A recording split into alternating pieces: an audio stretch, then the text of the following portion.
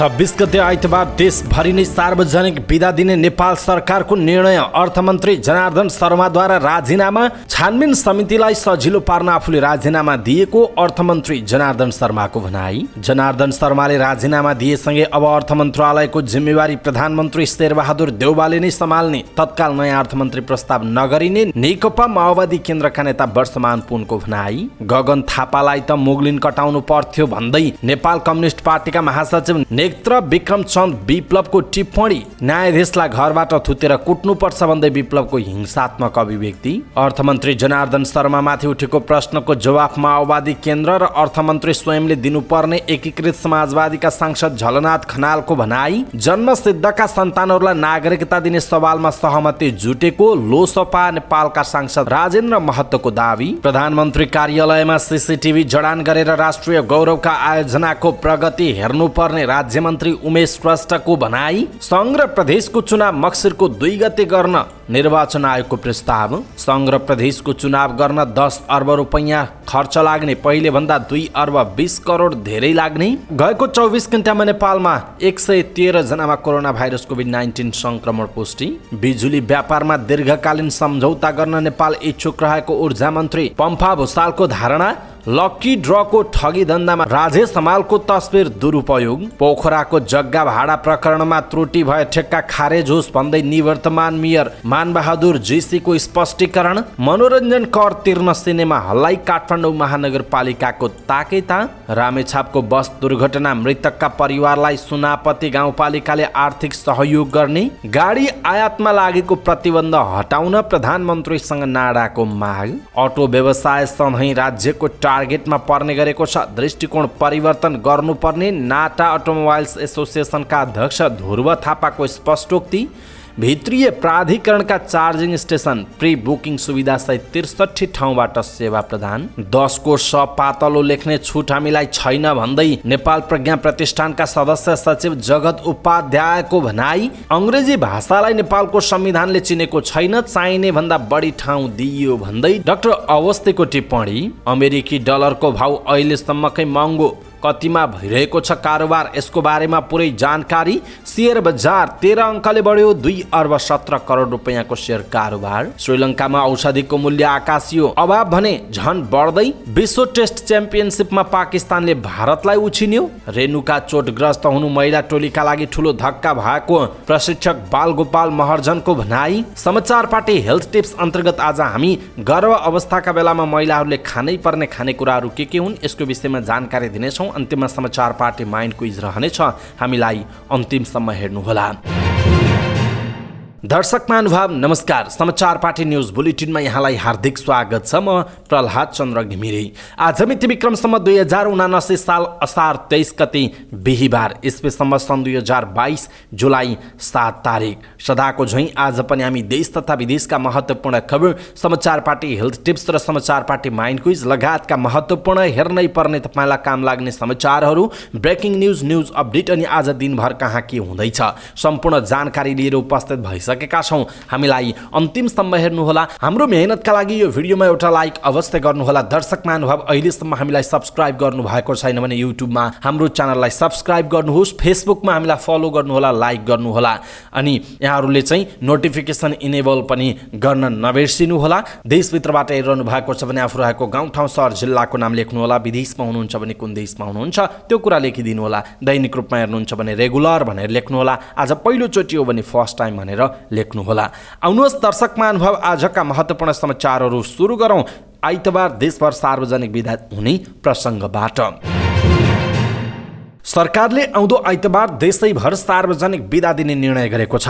26 गते आइतबार इस्लाम धर्मावलम्बीहरूको पर्व बकर ईद उल अजहाको दिन सार्वजनिक बिदा दिने निर्णय भएको गृह मन्त्रालयले जनाएको छ। हरेक वर्ष बिदा दिँदै आएको र यो वर्ष पनि मुस्लिम आयोगको अनुरोध अनुसार बिदा दिएको गृहका प्रवक्ता फणीन्द्रमणि पोखरेलले जानकारी दिनुभयो। अर्थमन्त्री जनार्दन शर्माले पदबाट राजीनामा दिनुभएको छ। प्रतिनिधि सभाको बैठकमा बोल्दै उहाँले राजीनामा दिनुभएको हो। बजेट निर्माणको क्रममा करका दर हेरफेर गर्दा अनाधिकृत व्यक्तिलाई प्रवेश गराएर गम्भीर गल्ती गरेको आरोप लागेपछि शर्माले राजीनामा दिनुभएको हो। उहाँमाथि छानबिन गर्न संसदले 11 सदस्यीय छानबिन समिति गठन गरेपछि शर्माले आफूले कुनै गल्ती नगरेको तर पनि समिति बनेपछि राजीनामा दिँदा उपयुक्त हुने ठानेर मार्ग प्रशस्त गरेको बताउनुभयो। उहाँले छानबिन समितिलाई सघाउने प्रतिबद्धता पनि व्यक्त गर्नुभएको छ। यसैबीच अर्थमन्त्री जनार्दन शर्माले छानबिन समितिलाई सजिलो पार्न र सत्य तथ्य संसदमा ल्याउन आफूले पदबाट राजीनामा दिएको बताउनुभयो। संसदबाट बाहिरिने क्रममा सञ्चारकर्मीहरूसँग कुराकानी गर्दै शर्माले आफूले बजेट निर्माणका क्रममा कुनै पनि गल्ती नगरेको समेत दावी गर्नुभएको छ।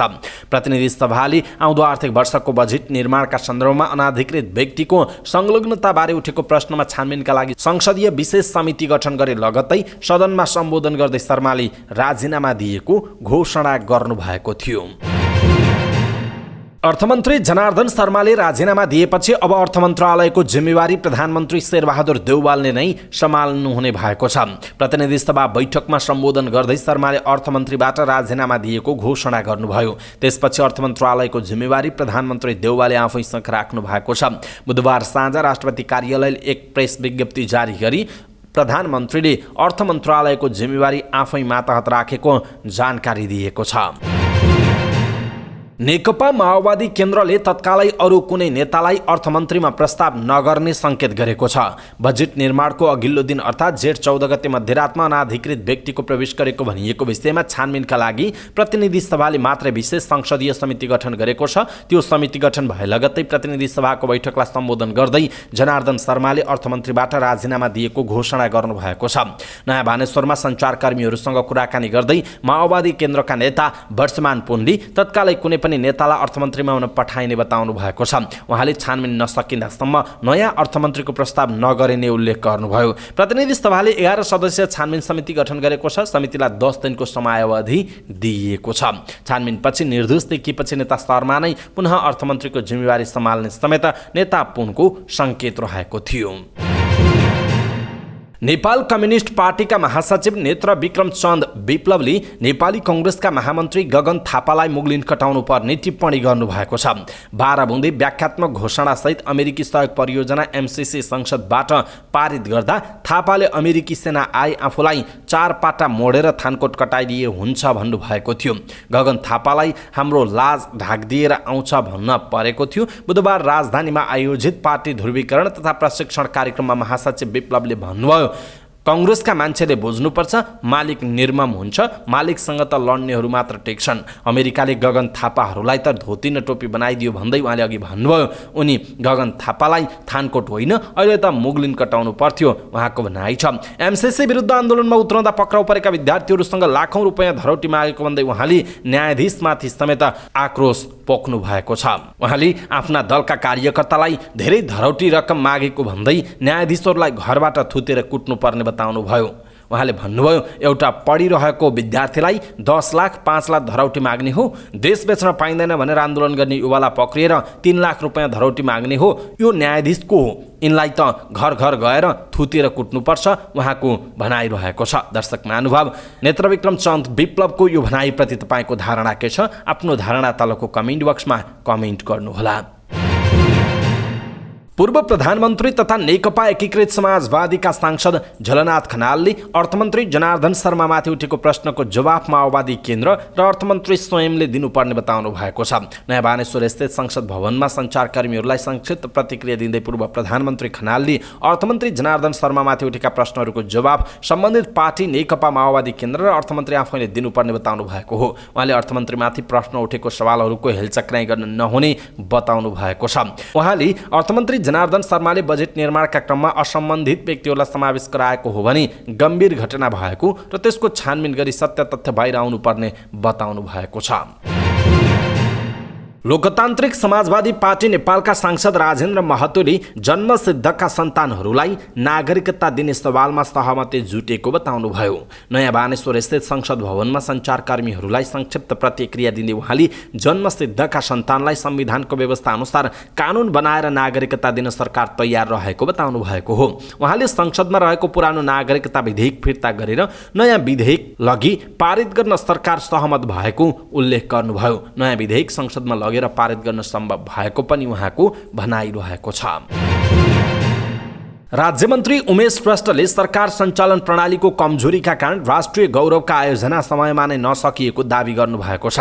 राष्ट्रिय सरोकार तथा समन्वय समितिको बैठकमा राज्यमन्त्री श्रेष्ठले यस्तो बताउनु भएको हो। उहाँले सरकारको नीति नियमको प्रणालीमा भएको कमजोरीले समयमै काम नसकिने गरेको बताउनुभयो। राज्यमन्त्री श्रेष्ठले नीति नियमको कमजोरीका साथै ढिला सोच्दै र ठेकेदारको काममा ढिलाइ हुँदा यो अवस्था सृजना भएको बताउनुभयो। राष्ट्रिय गौरवका आयोजनाले देशको उन्नति प्रगतिलाई टेवा पुर्याउने भन्दै समयमै काम सकिनु पर्ने उहाँको भनाइरहेको छ। राज्यमन्त्री श्रेष्ठले समयमै काम सक्ने कुरा कर्मचारीको सरुवा पनि बाधक बन्ने गरेको पनि उल्लेख गर्नुभएको छ।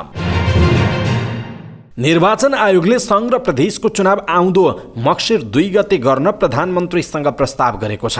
प्रमुख निर्वाचन आयुक्त दिनेश कुमार थपलिया सहितको आयोगको टोलीले बुधबार प्रधानमन्त्री शेरबहादुर देउवालाई भेटेर मक्सिर 2 गते एकै चरणमा सङ्घ र प्रदेशको चुनाव गर्न प्रस्ताव गरेको हो। आयोगले जटिल मानिएको पालिका चुनाव एकै चरणमा सफलतापूर्वक सम्पन्न भइसकेको अवस्थामा सङ्घ र प्रदेश सभाको चुनाव पनि एकै चरणमा गर्न सकिने बताएको छ।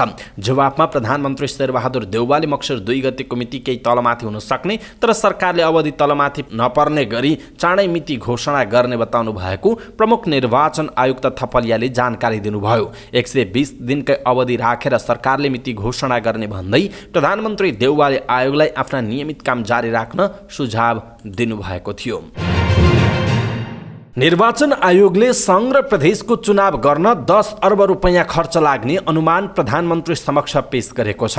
आयोगले 2074 सालको सङ्घ र प्रदेशको चुनावमा 7 अर्ब 80 करोड रुपैयाँ खर्च भएकोमा यो पटक विविध कारणले खर्च बढेर 10 अर्ब रुपैयाँ पुग्ने अनुमान गरेको हो। कर्मचारीको तलब भत्ता, दैनिक भत्ता र भ्रमण खर्चमा भएको वृद्धि, मतदाता सङ्ख्यामा भएको वृद्धि, मतदान स्थल र केन्द्रको सङ्ख्या थपिनु, सूचना प्रविधिको प्रयोग बढाउनु पर्ने, मतदान सामग्रीमा भएको मूल्य वृद्धि, ढुवानी खर्च र ज्याला लगायतका कारण आउँदो चुनावमा खर्च बढ्ने आयोगको तर्क रहेको छ।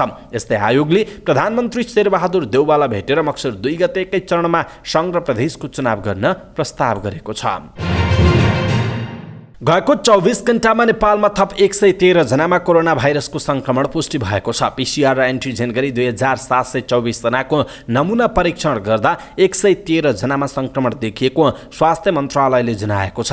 यही अवधिमा थप 20 जना कोरोना संक्रमित निको भएका छन्। गएको 24 घण्टामा कोरोना संक्रमणका कारण कसैको पनि ज्यान गएको छैन। अहिले नेपालमा 471 जना कोरोना भाइरसका सक्रिय संक्रमित रहेका छन्। यसैबीच गएको 24 घण्टामा 94,040 जनाले कोरोना विरुद्धको खोप लगाएको मन्त्रालयले जनाएको छ।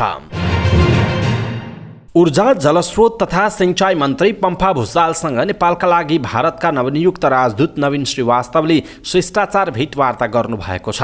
मन्त्रालयमा भएको भेटवार्तामा उहाँहरूबीच नेपाल र भारत बीचको आपसी सम्बन्ध र सहयोगका विषयमा छलफल भएको छ।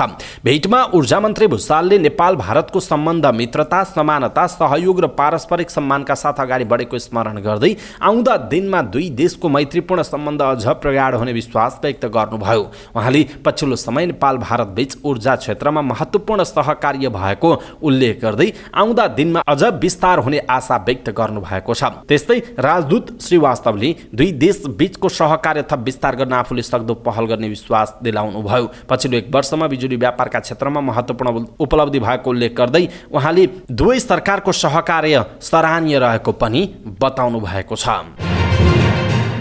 मंगलबार अनामनगर बस्ने सुशील नाम परिवर्तनलाई व्हाट्सएपमा एउटा म्यासेज आयो। 50,000 अमेरिकी डलर राशिको लकी ड्र जितेको भनेर। उक्त म्यासेजमा अभिनेता राजेश हमालको तस्बिर समेत प्रयोग भएको छ। त्यसको केही बेरमा पुनः व्हाट्सएप कल पनि आयो। लकी ड्र जितेकाले बैंक खाताको पूर्ण विवरण फोन गरेर मागिएको थियो। सन्देश आएको मोबाइल नम्बरमा पाकिस्तानको कन्ट्री कोड +92 देखिएको छ। उक्त सन्देशमा मिस्टर जोन नाम गरेको व्यक्तिलाई +447510327732 नम्बरमा व्हाट्सएप म्यासेज पठाउन समेत भनिएको छ। सुशील मात्र होइन, धेरै नेपालीलाई उक्त म्यासेज आएको अनुमान गरिएको छ। लकी ड्रको यस्तो भ्रामक सूचनाबाट ठगिने समाचार आइरहँदा पहिलोपटक नेपाली कलाकारको तस्बिर दुरुपयोग भएको हो। उक्त पोस्टरमा ठगहरूले स्पोन्सर भनेर दूरसञ्चार company Nepal telecom, UTL, Ncell र नेपालको सरकारी लोगो तथा राष्ट्रिय झण्डा समेत दुरुपयोग गरेको छ। यसअघि क्रिप्टोकरेन्सीको विज्ञापनमा अभिनेत्री प्रियङ्का कार्कीको तस्बिर प्रयोग भएपछि प्रहरीले अनुसन्धान पनि गरेको थियो। यसपटक भने लकी ड्रको ठगी प्रचारमा राजेश हमालको पनि तस्बिर प्रयोग भएको छ। त्यसकारण हामीले यहाँहरूलाई जानकारी हुन्छ, सूचना हुन्छ भनेर यो जानकारी गरायौँ। कोही कसैले त्यसरी लकी ड्र पर्यो भनेर यहाँहरूलाई म्यासेज पठायो अथवा कसैले फोन गर्यो भने नझुक्किनु होला। धेरै नेपालीहरू झुक्किएर भित्रभित्रै धेरैले अझ ठगी गरेको पनि, यस्तोमा पनि विश्वास गरेको त भनेर कसैले बिल्ला गर्छन् अथवा कसैले होच्याउँछन् भनेर यस्ता घटनाहरू सार्वजनिक पनि गरेका छैनन्। त्यसकारण जो जतिले अहिले हामीलाई हेरिरहनु भएको छ, कृपया सबैले आफ्नो साथीभाइ इष्टमित्र सबैलाई पुर्याउनका लागि आफ्नो फेसबुक, ट्विटरमा यो भिडियो सेयर गरिदिनु होला, ताकि उहाँहरूलाई पनि थाहा होस् लकी ड्रको ठगी धन्दामा चाहिँ यसरी विभिन्न व्यक्तिहरूको तस्बिर प्रयोग गरेर चाहिँ ठगी धन्दा हुने गरेको छ र यस्तो हुनबाट हामी सबै जोगाउनुपर्छ। त्यसकारणले यो भिडियोलाई सक्दो सेयर गर्न नबिर्सिनुहोला। पोखराका निवर्तमान मेयर मानबहादुर जेसीले पोखरा उपत्यका नगर विकास समितिको 63 रोपनी जग्गा कानुन अनुसार नै ठेक्का लगाएको बताउनु भएको छ। कार्यकाल सकिनु 2 दिन अघि राष्ट्रबैंक चोक स्थित पर्यटक बस पार्कको जग्गा, गल्फ कोर्सको र यातायात कार्यालय नजिकैको जग्गा गरी 63 रोपनी नियम विपरीत ठेक्का लगाएको आरोप लागेका बेला जेसीले बुधबार विज्ञप्ति जारी गरी खण्डन गर्नुभएको छ। पोखरा उपत्यका नगर विकास समितिको संस्थागत हितलाई नै ध्यानमा राखेर प्रचलित नियम कानुन र विधि अनुसार नै जग्गा भाडामा लगाइएको हो, विज्ञप्तिमा भनिएको छ। विज्ञप्तिमा निवर्तमान मेयर तथा नगर विकास समितिका अध्यक्ष जेसीले आफू जनप्रतिनिधिका रूपमा आउनु अघि ठाडो तोक आदेशमा भाडामा लगाउने प्रवृत्तिको अन्त्य गरेको समेत दाबी गर्नुभएको छ। जग्गा भाडामा लगाउँदा प्रचलित कानुनको अधीनमा रही प्रतिस्पर्धाका आधारमा जसले बढी भाडा दिन कबुल गर्छ उसैलाई शर्त सहितको नियममा टेकेर जग्गा भाडामा लगाइएको उहाँको विज्ञप्तिमा उल्लेख गरिएको छ। जेसीले जग्गा भाडामा लगाउने प्रक्रियाको सूक्ष्म ढङ्गले छानबिन गरी कानुनी रूपमा त्रुटि देखिए तत्काल खारेज गर्ने अधिकार वर्तमान नेतृत्वलाई रहेको जानकारी गराउँदै जेसीले निवर्तमान अध्यक्ष हैसियतले पूर्ण सहयोग गर्ने प्रतिबद्धता पनि व्यक्त गर्नुभएको छ। दर्शक महानुभाव, यसप्रति तपाईँको धारणा के छ? आफ्नो धारणा तलको कमेन्ट बक्समा कमेन्ट गर्नुहोला। काठमाडौँ महानगरपालिकाले व्यवसाय र मनोरञ्जन कर तिर्न सिनेमा हल लगायत मनोरञ्जन क्षेत्रलाई आग्रह गरेको छ। महानगरपालिकाले सूचना जारी गर्दै यस क्षेत्रभित्र रहेका फिल्म हल, क्यासिनो, भिडियो घर, कन्सर्ट, दोहोरी साँझ, डान्स बार तथा नाइट क्लब, सांस्कृतिक प्रदर्शन हल, थिएटर, नाटक घर, फन पार्क, वाटर गार्डन, बाल उद्यान, futsal, Zumba, massage and spa, swimming pool र पार्कलाई कर तिर्न भनेको हो।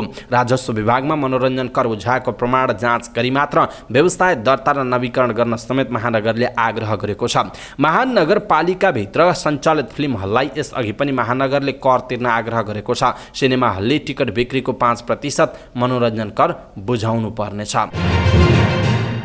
रामेछापको सुनापति गाउँपालिकाले बस दुर्घटनामा ज्यान गुमाएका आफ्ना क्षेत्रका नागरिकका परिवारलाई आर्थिक सहयोग गर्ने भएको छ। बस दुर्घटनामा ज्यान गुमाएका मृतकका परिवारलाई 30,000 रुपैयाँका दरले दाह संस्कार तथा काजक्रिया खर्च उपलब्ध गराउने गाउँपालिकाका अध्यक्ष ठुलो कान्छा तामाङले जानकारी दिनुभयो। उहाँले विज्ञप्ति निकालेर दुर्घटनाका कारण गाउँपालिका शोकमा रहेको बताउनुभयो। मंगलबार बिहान सुनापति गाउँपालिकाबाट छुटेको बस खाँडादेवी गाउँपालिका वडा नम्बर 1 मा दुर्घटना हुँदा 13 जनाको ज्यान गएको थियो। ज्यान गुमाएका मध्ये सुनापति गाउँपालिकाका 10 जना रहेको बताइएको छ।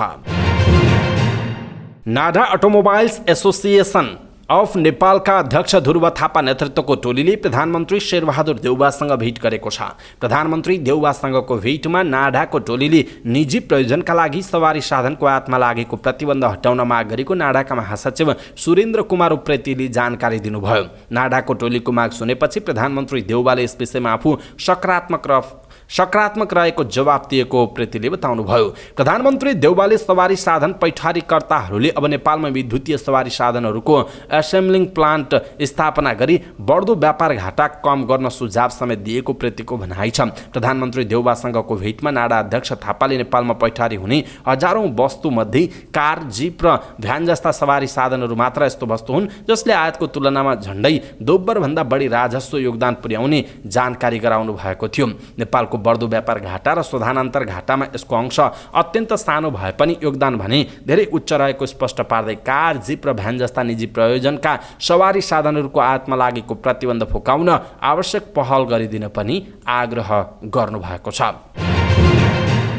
यसैबीच नाडा अटोमोबाइल्स एसोसिएसनका अध्यक्ष ध्रुव थापाले अटोमोबाइल्स व्यवसाय बच्ने गरी आगामी आर्थिक वर्षको मौद्रिक नीति ल्याउन सुझाव दिनुभयो। आगामी आर्थिक वर्षको मौद्रिक नीतिका लागि नेपाल राष्ट्र बैंकले आयोजना गरेको सुझाव सङ्कलन कार्यक्रममा बोल्दै अध्यक्ष थापाले यस्तो सुझाव दिनुभयो। उहाँले विगत 8-10 महिनादेखि अटो व्यवसाय ठप्प रहेको भन्दै अटो क्षेत्रलाई राहत दिने गरेर मौद्रिक नीति ल्याउनु पर्ने बताउनुभयो। विगत 10 महिनादेखि अटो व्यवसाय ठप्प हुँदा अटो व्यवसायीहरूले बैंकको कर्जा तिर्न नसक्ने अवस्थामा पुगेको उहाँको भनाइ थियो। अटो व्यवसाय सधैँ राज्यको टार्गेटमा पर्ने गरेको गुनासो पनि उहाँको छ।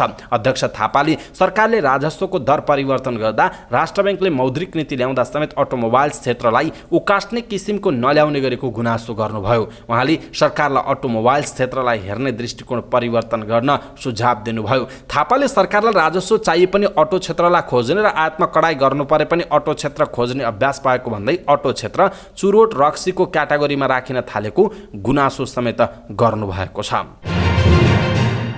नेपाल विद्युत प्राधिकरणले देशका विभिन्न भागमा राख्ने चार्जिङ स्टेसनको उपकरण नेपाल आइपुगेको छ। प्राधिकरणको चार्जिङ स्टेसन पूर्वाधार विकास आयोजनाका प्रमुख सागर मणि गेवालीका अनुसार पहिलो चरणमा राखिने 51 मध्ये 26 वटा चार्जर नेपाल आइपुगेका हुन्। चार्जिङ स्टेसनका लागि आवश्यक ट्रान्सफर्मरहरू पनि नेपाल आएर अहिले परीक्षण चलिरहेको गेवालीले जानकारी दिनुभयो। चार्जरहरू नेपाल आइपुगेका छन्। अब भन्सार जाँच पास गरेर ल्याउन साथ केही दिनभित्र जडान सुरु गर्छौं। उहाँले भन्नुभयो चार्जिङ स्टेसन जडानका लागि सिभिल पूर्वाधार निर्माणको काम लगभग सकिएको छ। ट्रान्सफर्मरहरूको जडान सुरु गर्ने र लगत्तै चार्जरहरू जडान गरेर सेवा दिन थालिहाल्ने प्राधिकरणले बताएको छ। 2 महिनाभित्रै 51 वटा स्थानमा चार्जिङ स्टेसन जोडिसक्ने प्राधिकरणको लक्ष्य रहेको छ। नेपाल प्रज्ञा प्रतिष्ठानका सदस्य सचिव जगत उपाध्यायले आगन्तुक शब्दका सन्दर्भमा कुनै पनि भ्रम पाल्न आवश्यक नरहेको बताउनुभयो। आयोगले सञ्चार माध्यममा भाषा प्रयोगको अवस्था र भावी चिन्तनका सन्दर्भमा आयोजना गरेको अन्तर्क्रियामा बोल्दै उहाँले यस्तो बताउनु भएको हो। उहाँले आजभन्दा 40 वर्ष अघि नै संस्कृतबाट आएका शब्द बाहेकका आगन्तुक शब्दलाई ह्रस्व लेख्ने सहमति भइसकेको बताउनुभयो। सदस्य सचिव उपाध्यायले नेपालीमा 80% भन्दा बढी शब्दहरू संस्कृत भाषाबाट आएकाले त्यसलाई तत्सम शब्दका रूपमा स्वीकार्नुको विकल्प नरहेको पनि बताउनु भएको छ। यसैबीच भाषा आयोगका अध्यक्ष डाक्टर लवदेव अवस्थीले नेपाली भाषामा विकृति फैलिनुमा सञ्चार माध्यम दोषी नरहेको दावी गर्नुभयो। आयोगले आयोजना गरेको सञ्चार माध्यममा भाषा प्रयोगको अवस्था र भावी चिन्तनका सन्दर्भमा आयोजना गरिएको अन्तर्क्रिया कार्यक्रममा बोल्दै अवस्थीले यस्तो बताउनु भएको हो। सञ्चार माध्यमलाई आवश्यक मानक दिन नसक्दा कतिपय ठाउँमा भने त्रुटि भइरहेको उहाँले बताउनुभयो। उहाँले रेडियो, पत्र पत्रिका र टेलिभिजनमा समाचारका शीर्षकहरू अङ्ग्रेजीमा राख्नुको औचित्य नरहेको पनि बताउनुभयो। अध्यक्ष अवस्थीले अङ्ग्रेजी भाषालाई नेपालको संविधानले नचिनेको भन्दै आवश्यक भन्दा बढी स्थान दिएको गुनासो पनि गर्नुभएको छ। अमेरिकी डलरको भाउ अहिलेसम्मकै महँगो भएको छ। नेपाल राष्ट्र बैंकले 1 अमेरिकी डलरको विनिमय दर बुधबार 127 रुपैयाँ 30 पैसा तोकेको थियो। यो अहिलेसम्मकै उच्च हो। सोमबार 1 अमेरिकी डलरको विनिमय दर 126 रुपैयाँ 78 पैसा थियो। गएको हप्तादेखि हरेक दिन जसो अमेरिकी डलरको भाउ उकालो लागिरहेको छ। पछिल्लो केही महिना यता विश्व बजारमा अमेरिकी डलरको माग बढ्दा त्यसको असर भारतीय मुद्रा भारू हुँदै नेपाली मुद्रासम्म आइपुगेको छ। नेपाली र भारतीय रुपैयाँ बीच स्थिर विनिमय दर छ। स्थिर विनिमय दर सँगै नेपालको कुल वैदेशिक व्यापारको ठूलो हिस्सा भारतमा निर्भर छ। यसकारण भारतीय रुपैयाँको विनिमय दर घटबढ भएपछि नेपाली रुपैयाँको पनि प्रत्यक्ष प्रभावित हुने बताइएको छ। लगातार 2 दिनसम्म घटेको शेयर बजार बुधबार भने सामान्य बढेको छ। शेयर बजार परिसूचक नेप्से 13.33 अङ्कले बढेर 2043.92 बिन्दुमा पुगेको छ। बुधबार बैंक, निर्जीवन बीमा र म्युचुअल फन्ड बाहेक सबै समूहको शेयर सामान्य बढेको छ। 228 वटा कम्पनीका 62,63,000 किता 200 किता शेयर 2,17,86,00,000 रुपैयाँमा कारोबार भएका छन्। सबैभन्दा धेरै गोर्खाज फाइनान्स र लाइफ इन्सुरेन्स कर्पोरेसन नेपालको शेयर 11.5 करोड भन्दा धेरैका दरले कारोबार भएको छ। बुधबार CYC नेपाल लघुवित्त र लाइफ इन्सुरेन्स कर्पोरेसन नेपालको शेयर 10% बढेको छ। यादी ग्रुप पावरको शेयर भने 3% घटेको जनाइएको छ।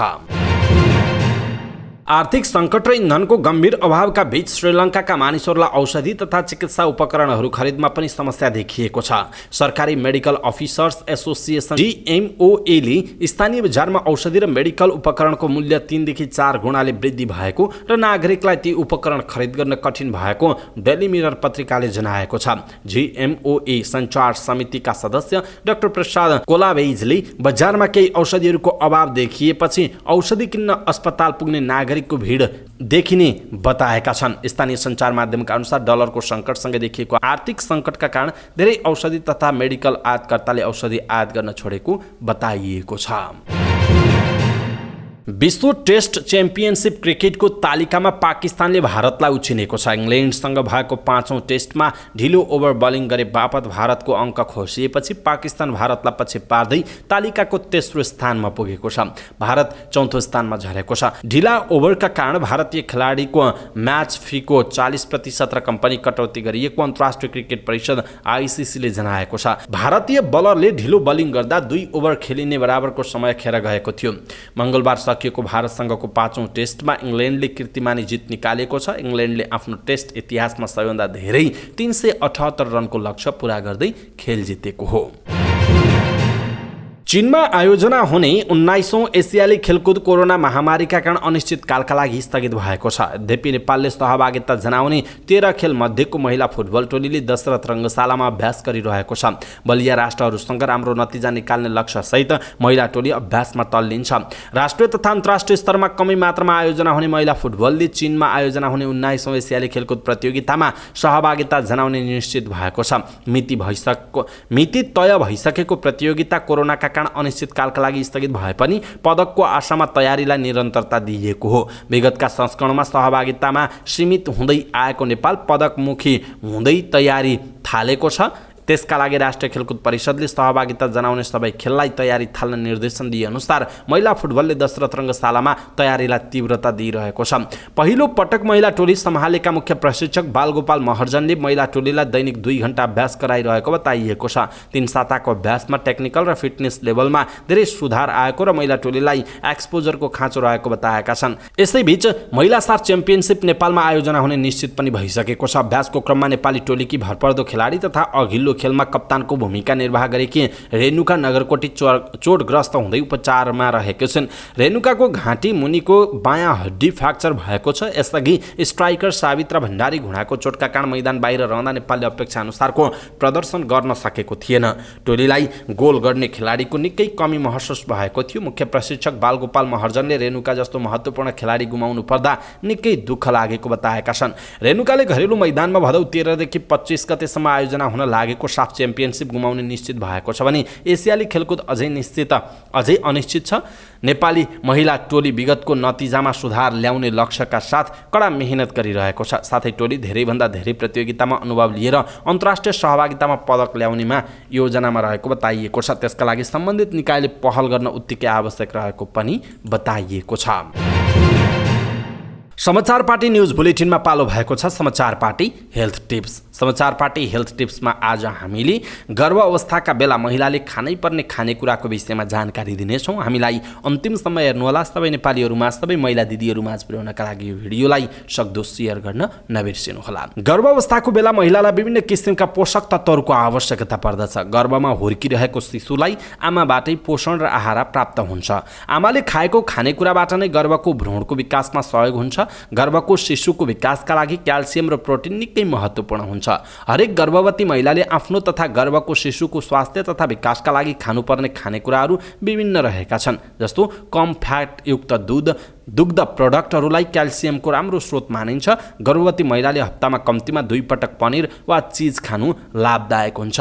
गर्भमा रहेको शिशुको हड्डी, दाँत तथा स्नायुहरूको विकासमा बदाम खानु राम्रो हुन्छ। यसले गर्भवती आमालाई पनि पर्याप्त प्रोटिनको आपूर्ति गर्दछ। अन्डामा प्रशस्त मात्रामा प्रोटिन तथा चिल्लो पदार्थ हुनुका साथै शरीरलाई आवश्यक पर्ने selenium, zinc, vitamin A, D लगायतका पौष्टिक तत्त्व हुन्छ, जसले गर्भवती महिलालाई फाइदा पुग्दछ।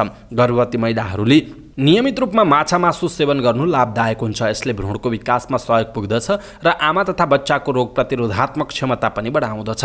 तर माछा सेवन गर्नुभन्दा पहिले गर्भवती महिलाले सुरुमा डाक्टरसँग परामर्श लिनु जरुरी हुन्छ। तिल पनि क्याल्सियमको उच्च स्रोत हो, त्यसैले तिलको सेवन गर्नु गर्भवती महिलाका लागि फाइदाजनक हुन्छ। पालुङ्गु तथा ब्रोकाउली जस्ता हरियो सागपातमा तथा फलफुलहरूमा प्रशस्त क्याल्सियम, आइरन पनि पाइन्छ। यसले बच्चाको छाला, हड्डी तथा मस्तिष्कको विकासमा पनि सहयोग पुर्याउँछ। त्यसैले दिनमा कम्तीमा 1 पटक हरियो सागपात तथा फलफुलको सेवन गर्नु लाभदायक हुन्छ। दर्शक महानुभाव, आज हामीले गर्भावस्थाका बेला महिलाले खानुपर्ने खानेकुराको विषयमा जानकारी दियौँ। तपाईँलाई कस्तो लाग्यो आफ्नो कुरा तलको कमेन्ट बक्समा कमेन्ट गर्नुहोला। हाम्रो मेहनतका लागि यो भिडियोमा एउटा लाइक गर्नुहोला। सबै नेपालीहरूमा सबै दिदीबहिनी आवाज पुर्याउनका लागि यो भिडियोलाई सक्दो सेयर गर्न नबिर्सिनुहोला। समाचार पार्टी न्युज बुलेटिनमा पालो भएको छ समाचार पार्टी माइन्ड क्विज। समाचार पार्टी माइन्ड क्विजको आजको प्रश्न छ, नेपालमा राष्ट्रिय धान दिवस कहिले मनाउने गरिन्छ? नेपालमा राष्ट्रिय धान दिवस कहिले मनाउने गरिन्छ? कृपया आफूलाई लागेको सही उत्तर तलको कमेन्ट बक्समा कमेन्ट गर्नुहोला। हवस् त दर्शक महानुभाव, आजका महत्त्वपूर्ण समाचार ब्रेकिङ न्युज अपडेट यति नै। हामीले प्रस्तुत गरेका यी समाचारहरूप्रति तपाईँको धारणा के छ? आफ्नो धारणा तलको कमेन्ट बक्समा कमेन्ट गर्नुहोला। हाम्रो मेहनतका लागि यो भिडियोमा एउटा सानो लाइक अवश्य गर्नुहोला। दर्शक महानुभाव, पलपलको न्युज अपडेटका लागि हाम्रो च्यानललाई तपाईँले अहिलेसम्म सब्सक्राइब गर्नुभएको छैन भने युट्युबमा सब्सक्राइब गर्नुहोला। फेसबुक मार्फत हेर्ने दर्शक महानुभावहरूले हाम्रो फेसबुक पेज समाचारपार्टी.com लाई लाइक, फलो गर्न नबिर्सिनुहोला। कृपया फलो गर्नुहोला र पलपलको न्युज अपडेटका साथ फेरि हाम्रो भेट हुनेछ। तपाईँ समाचार पार्टी हेर्दै गर्नुहोस्। नमस्कार।